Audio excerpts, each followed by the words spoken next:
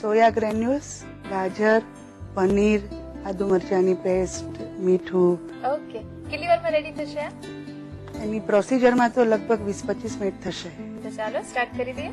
પોકેટમાં ભરવા માટે પેટીસ બનાવશું. ઓકે, એના માટે આ લગભગ 4-5 કલાક પલાળેલા દલિયા છે. ફાડા લીધા છે.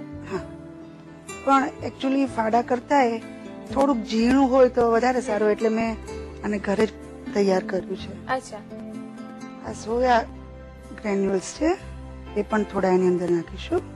બાફીને લીધા છે? હા, એટલે બહુ બાફવાના નથી, અચ્છા, પણ ઉકળતા પાણીમાં નાખી અને પછી તરત જ એને કાઢી લેવાના છે. એમાં આપણે પનીર નાખીશું, લગભગ એક નાના બાઉલ જેટલું આપણે લઈશું. ઓકે, એમાં આપણે એટલું જ ગાજરનું છીણ નાખીશું. મસાલામાં આદુ મરચાની પેસ્ટ તીખાશ માટે. આદુ મરચાની પેસ્ટ કેટલી લઈએ એ છે? આપણે આપણા સ્વાદ પ્રમાણે નાખી શકીએ, પણ અત્યારે મેં લગભગ અડધા ટેબલ સ્પૂન જેટલું નાખ્યું છે. આ ગરમ મસાલો છે, એમાં તજ, લવિંગ, એલચી અને મરી આ 4 જ વસ્તુ લીધી છે, અચ્છા, અને એ લગભગ 5 ટીસ્પૂન જેટલું નાખવાનું છે. આ છે નમક, લગભગ અડધી ચમચી જેટલું જોઈશે. હવે આને આપણે મિક્સ કરીશું. હવે થોડી એમાં લસણની આ પેસ્ટ છે એ પણ નાખીશું, અડધી ચમચી જેટલી લઈશું.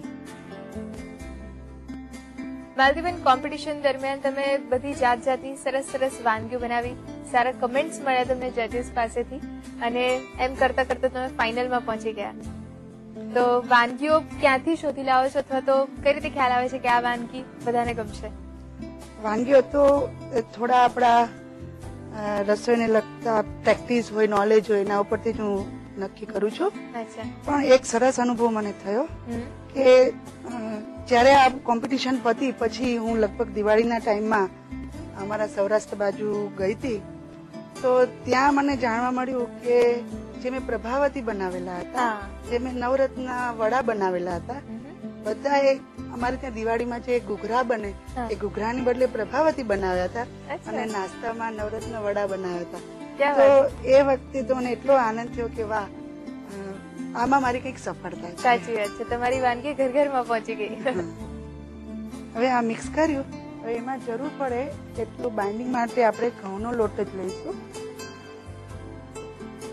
2 ટેબલ સ્પૂન જેટલો જોઈશે અત્યારે, પણ કદાચ વધારે જરૂર પડે તો પણ આપણે એમાં નાખી શકીએ.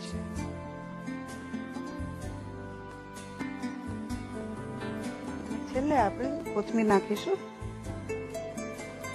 અડધો કપ જેટલી? હા, લગભગ અડધા કપ. હવે આની નાની નાની ટિક્કીઓ બનાવીશું.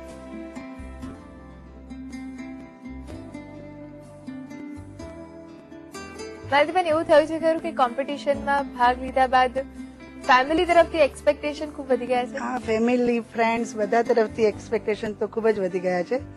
કે કોઈ આપણે ત્યાં પાર્ટી હોય કે કંઈ મળવા માટે પણ આવતા હોય તો તરત પૂછશે કે આજે મેનુમાં શું છે, તમારી કઈ રેસીપી આજે અમને તમે ચખાડવાના છો.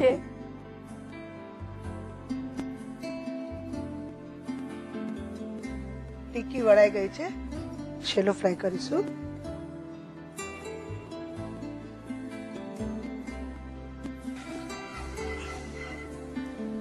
ટિક્કી આપણે એમાં મૂકી દઈશું.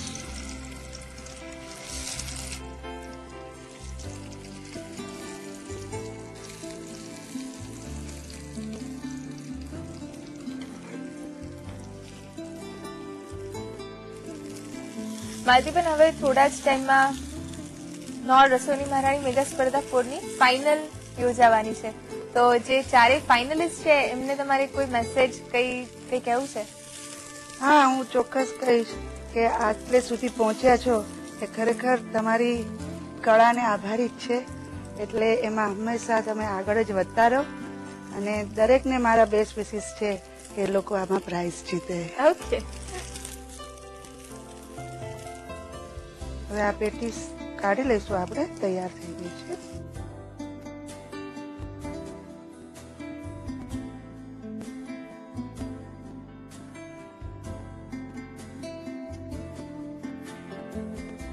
હવે આપણે પોકેટ્સ બનાવીએ છીએ. એના માટે મેં આ લોટ તૈયાર કર્યો છે, જેમાં 1 કપ આપણો ઘઉંનો સાદો રોટલીનો લોટ, એની અંદર 1 ટીસ્પૂન નાની ક્રમ્બલ ફ્રેશ યીસ્ટ નાખવાનું છે. ફ્રેશ યીસ્ટ હોય એને થોડું છૂટું કરીને કરી નાખવાનું છે. અચ્છા. એને એક બાઉલમાં લઈ એની અંદર અડધી ચમચી ખાંડ નાખવાની અને ઉકળતા પાણીના 2 ચમચા નાખી અને એકદમ મિક્સ કરીને રાખી દેવાનું છે. અચ્છા. પછી એની મેળે જ એની અંદર ફૂલશે.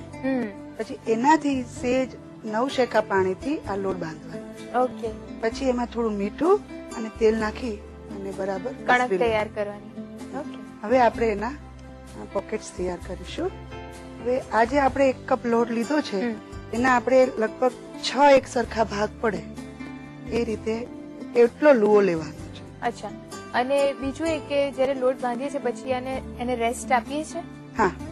કેટલા કલાક? એ લગભગ 1 કલાકમાં ફૂલીને ડબલ થઈ જશે.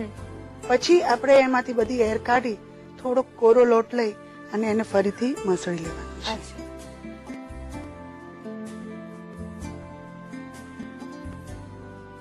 આપણે જે ગોળ રોટલી વણતા હોઈએ જેનાથી થોડોક લાંબો શેપ આપવાનો એટલે પોકેટનો શેપ સરસ આવે. ઓકે.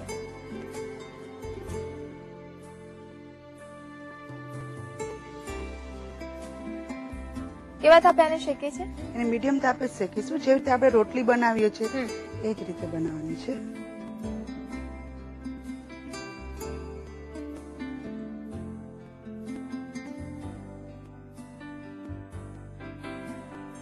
આવી રીતે આને એકદમ ફૂલાવવાની છે જેથી અંદર કેવિટી રહે એની અંદર આપણે ફિલિંગ કરી શકીએ. હવે આ સરસ મજાની બદામી રંગની શેકાઈ ગઈ છે. હવે આપણે એને કાઢી લઈશું. એવી જ રીતે આપણે જેટલી રિક્વાયરમેન્ટ હોય એટલી રોટલીઓ આપણે બનાવી લેવાની છે. માલતીબેન પોકેટ્સ માટેની રોટલીઓ તૈયાર કરી રહ્યા